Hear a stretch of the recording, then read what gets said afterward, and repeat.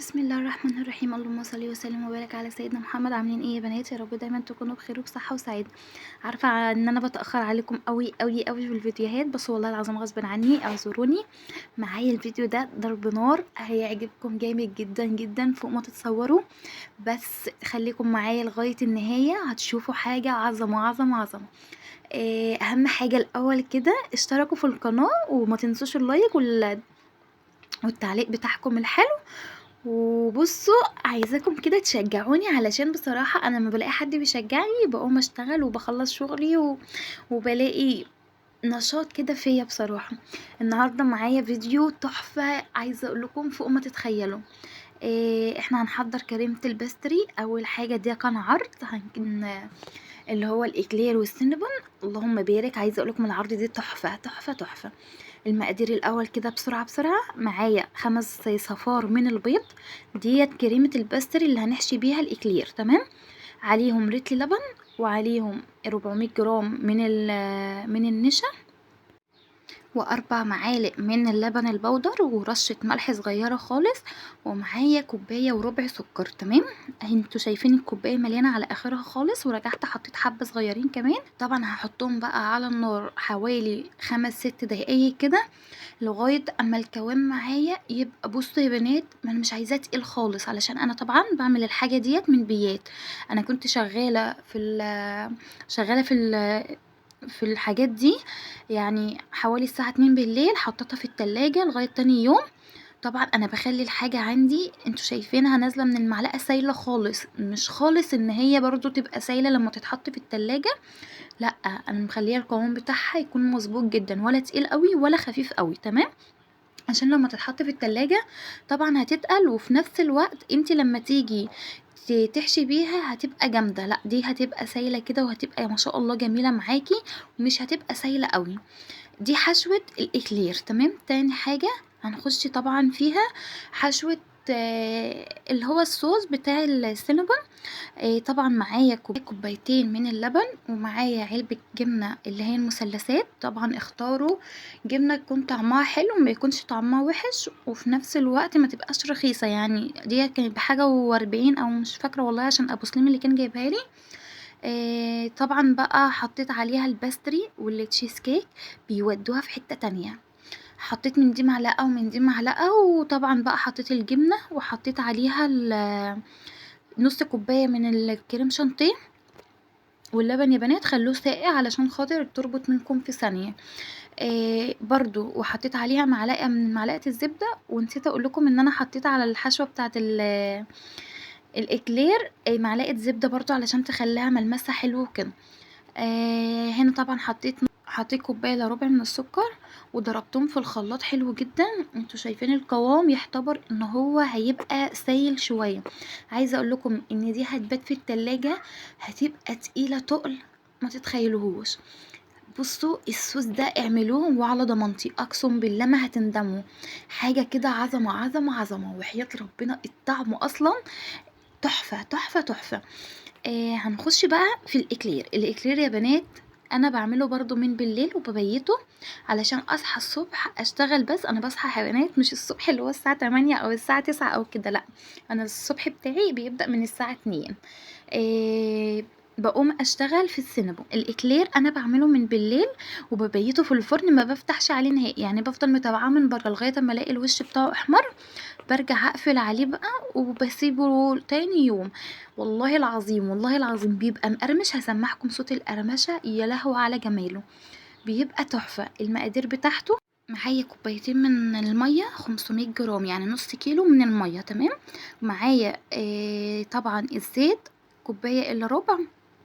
المقادير بالميزان: كوبايه الا ربع من الزيت، يعني 180 جرام، تمام.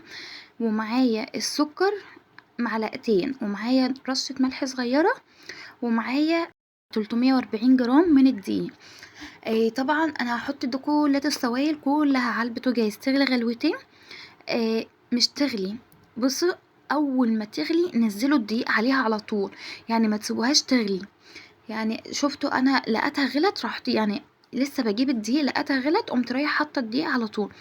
هتسيبوا يا بنات الدقيق لغاية اما يشرب السوائل دي كلها، قلبوا فيه لغاية ما ما تلاقوش فيه اللي هي الدقيق اللي هو الابيض، لا بصوا، قلبوا لغاية اما الدقيق الابيض دي يختفى خالص، وتبقى العجينة متماسكة معاكم، وتبقى شكلها حلو كده يعني مفرفرة كده، وتبقى جميلة.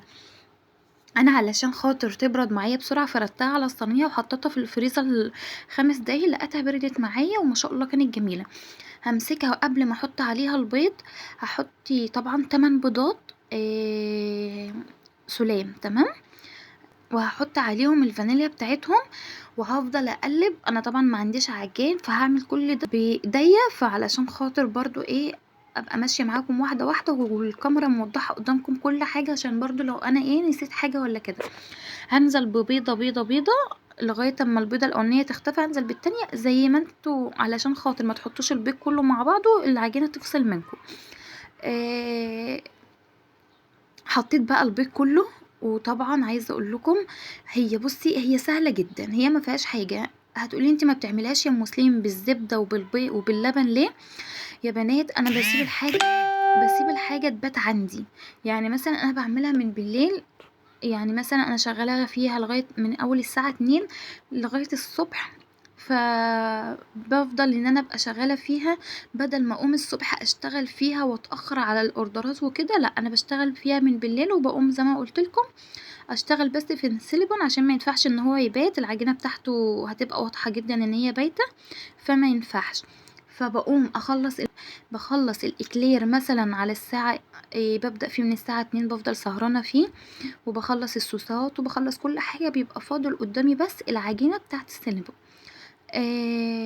الفرن هبقى معلياه على الاخر، واول ما هدخل الصواني، انا عملت صينية مدورة وعملت صينية طويلة، هدخلهم الاتنين مع بعض، تمام. آه اول ما الصواني تخش، هتنزلي الزرار بتاع الفرن لتحت، يعني لحبة صغيرين مش ياما، علشان برضو تبقى درجة الحرارة مثلا 180، علشان انا عندي الفرن بتاعي ما شاء الله بيبقى النار بتاعته عالية، فبظبطه وبحاول ان انا ابقى مظبطه النار كده بنظريا بتاعتي يعني. بيبقى ما شاء الله جميل خالص، وبيبقى طالع احمر كده، مدي لون من فوق لتحت. ببيته في الفرن، ما بسيبش اي حاجة فيه. هسمعكم صوت القرمشة بتاعته، عايزة اقول لكم بتبقى تحفة، وبيبقى ناشف كده، ولا تقولي لي دي بيبوظ مني يا مسلم وبيبقى طري تاني يوم ومش عارف ما تعملوش بالزبدة ولا تعمليه باللبن، اعمليه بالمية والزيت، بيبقى طعمه والله العظيم، والله العظيم شهادة اتحاسب عليها.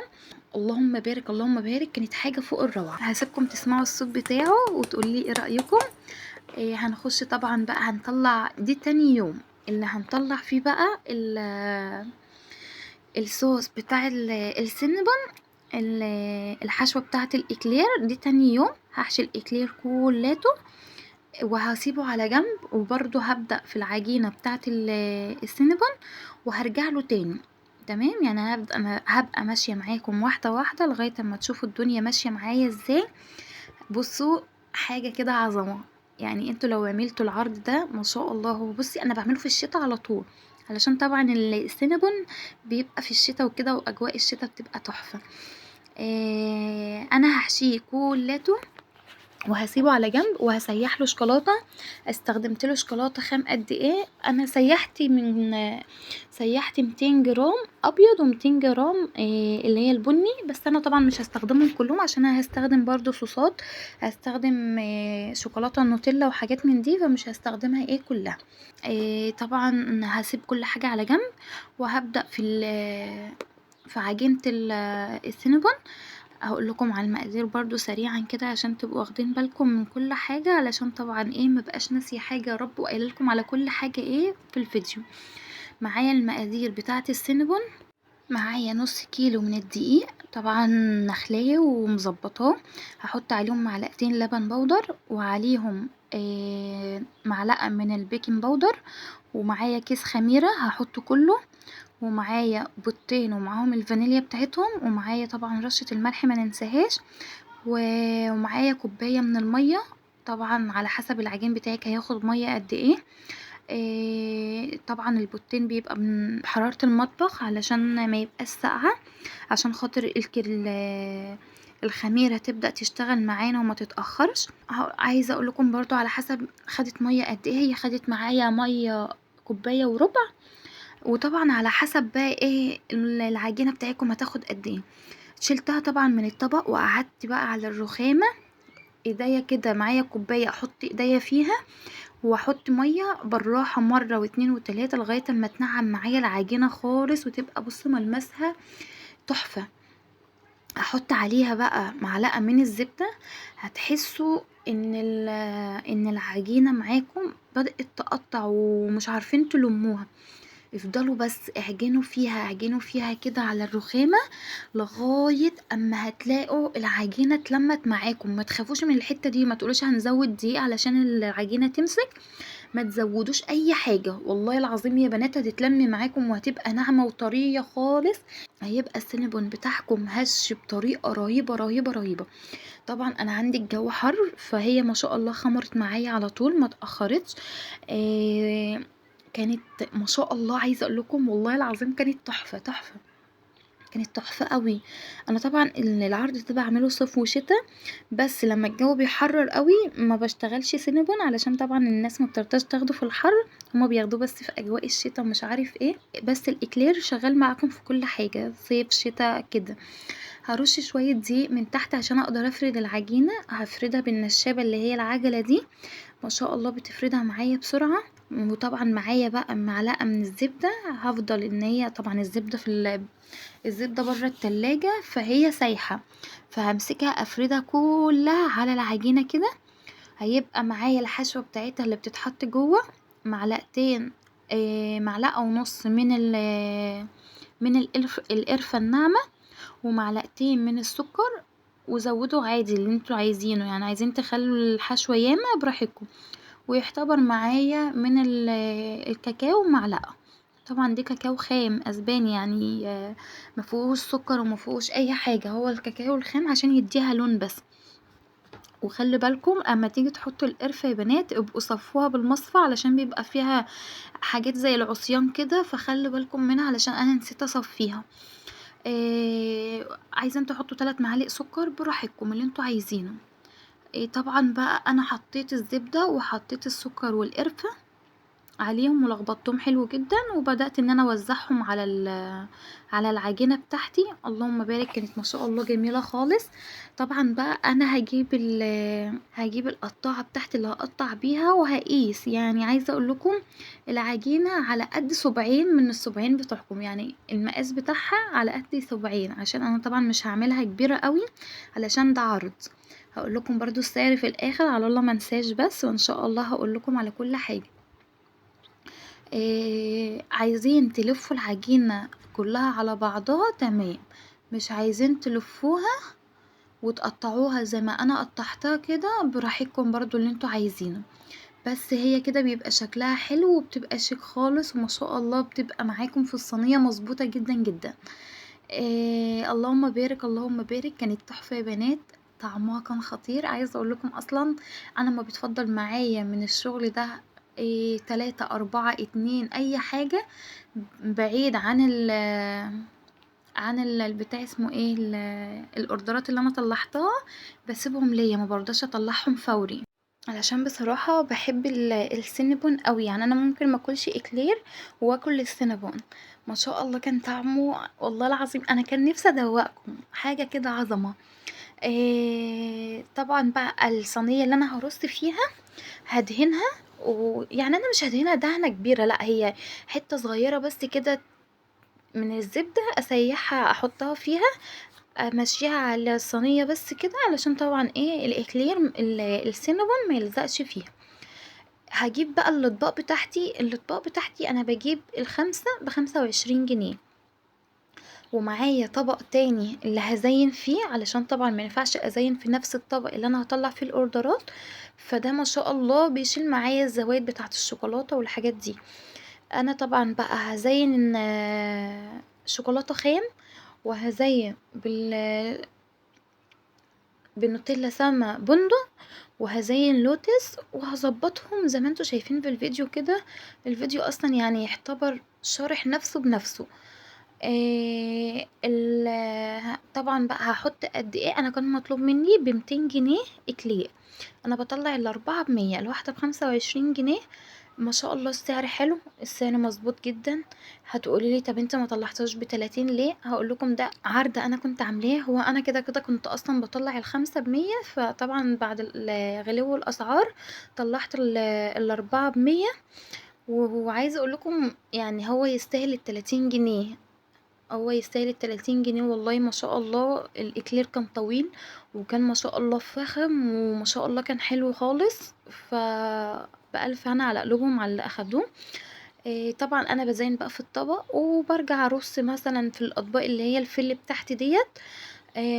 احط فيها بقى يعني انا مش بعمل اشكال واقعد ازين دي شكل ودي شكل، لا انا بعمل كلته زي بعضه، كله زي بعضه، علشان خاطر محدش يقول انا عايزه الطبق ده وعايزه الطبق ده. فانا طلعت طبعا ب200 جنيه الاكلير. عملت 8، 4 في طبق و4 في طبق.